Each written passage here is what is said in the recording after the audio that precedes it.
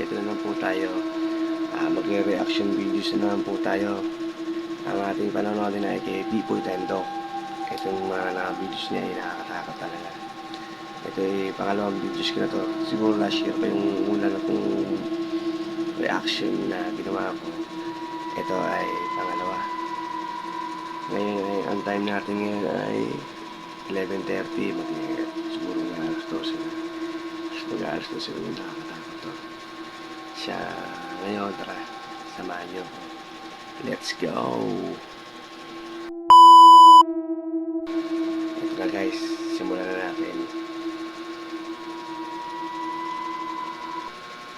Pangilabot na video na nakunan ng CCTV. At sa mga video na ito ay sigurado na mapapasubscribe ka sa ating channel. Kaya't kung ready ka na, ano pang hinihintay mo?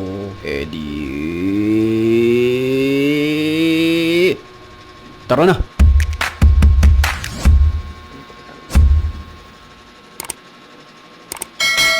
Pababa mula sa kanyang sasakyan ang lalaki na ito nang walang ano-ano'y may bigla na lamang nagpakita sa CCTV. Animoy tumulak sa kanya at kung mapapansin natin sa video, ito ay kulay puti na pagkatapos niyang manulak ay bigla na lamang itong nawala ng parang bula.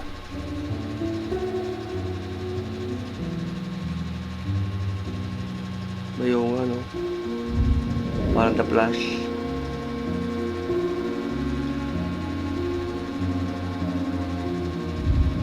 Payapang nagtatrabaho ang lalaki na ito sa opisina. Sa mga oras na iyon, siya na lamang ang tao nang walang ano-ano'y may mga kagamitan na bigla na lamang gumalaw kahit wala namang kumokontrol dito. Katulad na lamang ng nasa likod ng monitor na ito. Napansin niya ito. Kala niya ay natumba kaya't kinuha niya at itinayo uli. Maya-maya lamang ay mas nakakakilabot pa ang mga nangyari. Panoorin natin ang video ito.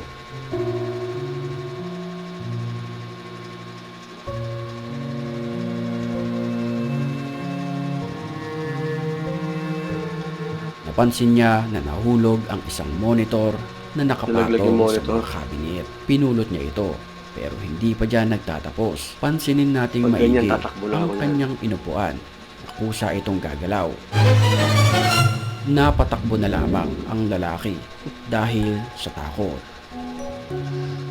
Hindi pa siya Sa tumakbo footage naman na ito mula sa CCTV sa kalsada, makikita natin ang biglaang pagdating ng isang tao. Sa video na ito ay napakadaming kinilabutan dahil di umano ang lalaki na bigla na lamang dumating ay bigla na ring nawala makalipas lamang ang ilang segundo. Pansin din sa video na para bang may isang bilog na kulay itim. Pagkatapos niyang pumasok dito ay bigla na lamang itong nawala. Ang paniniwala ng iba sa ibang dimensyon na punta ang tao.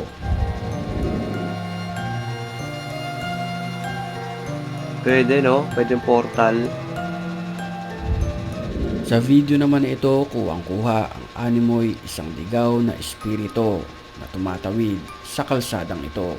Napapansin natin sa video na tagus-tagusan ito sa mga sasakyan at nang napanood ito ng mga motorista sa internet, wala ni isa sa kanila ang nakapansin na may tumatawid nga sa mga oras na iyon sa kalsada.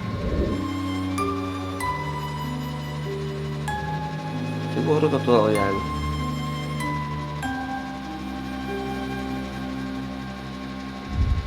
Bago tayo magpatuloy, ay matinding shoutout muna tayo sa mga certified matapang. At kung gusto mo rin mapabilang sa kanila, mag-comment ka lang sa comment section. Ang may pinakamagandang comment, yon ang ating pipiliin. Back to the story.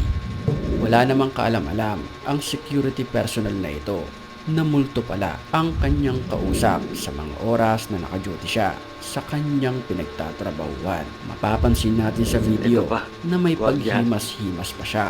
Simbolismo na bata ang kausap nito.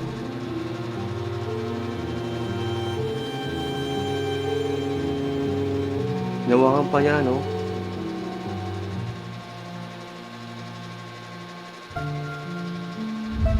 Makikita rin sa video na nakahawak ang kaliwang kamay ng security na ito sa kanyang radyo. Malamang sa alamang, ito ay CCTV operator na nakakapansin na wala naman itong kausap that time.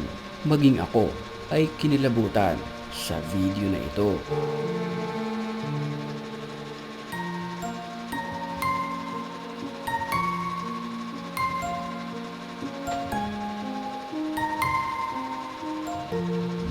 Speaking of bata, ang bata naman ito na makikita sa CCTV ay para bang may kinakausap siya sa ilalim ng kanyang kama.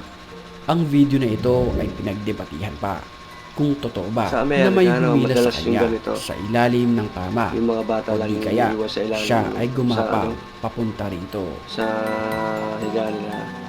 Eh, nakakatakot to yung mga ganito. Maliliit pa eh.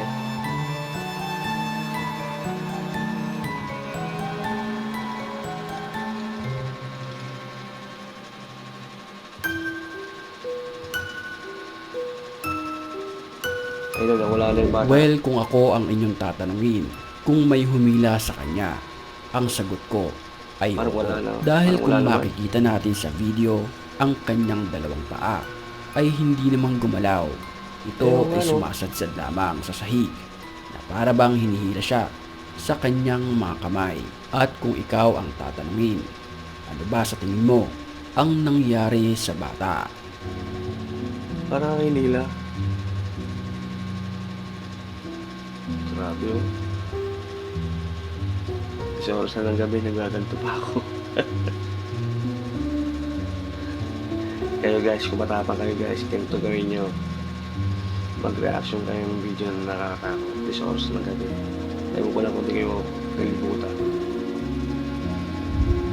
Nagtatatakbo naman sa takot ang babae na ito dahil di umano hindi siya nilulubayan ng agresibong multo.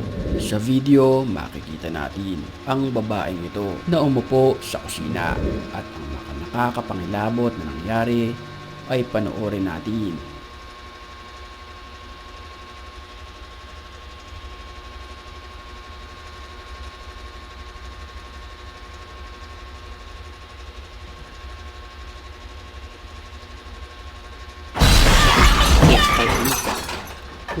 Bigla na lamang naggalawan ang mga bagay sa kusina. Nagbukasan ang mga kabinet, pintuan na siyang dahilan ng Gulat ko kanyang dun. pagtakbo dahil sa takot.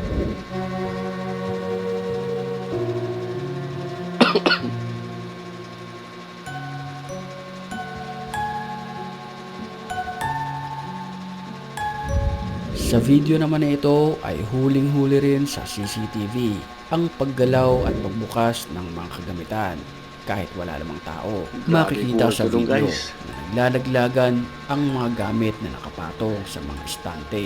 Nalaman na lang ng may-ari ang Itong mga mga video ni ganitong Pipoy Tandok kaganapan. talaga nakakatakot. Tapos magpadala sa kanyang Kaya cellphone I think ito, ang pinanood yung mga CCTV ng reaction alerto. videos Matapos madetect nito ang mga motion sa kanyang bahay. Ginagawa rito yung mga sikat din ng mga vlogger. Tulad nila Boss Rino. Ayan, kilala niyo si Boss Rino. Yung nagmumukbang sa sementeryo. Ayan. Shout Aswang pala na sa'yo, Boss Rino. nakuhanan ng video na nakasabit pa sa kanyang bahay.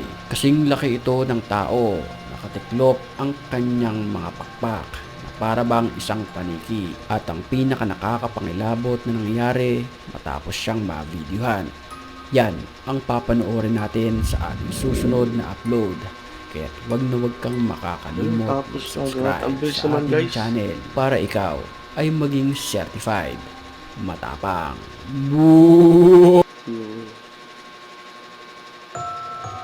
Nabitin ako dun guys ha. Mga 7 na minuto lang. Sa susunod na lang guys.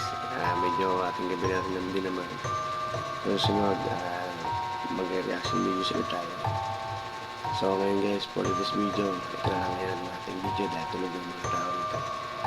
So, bye-bye!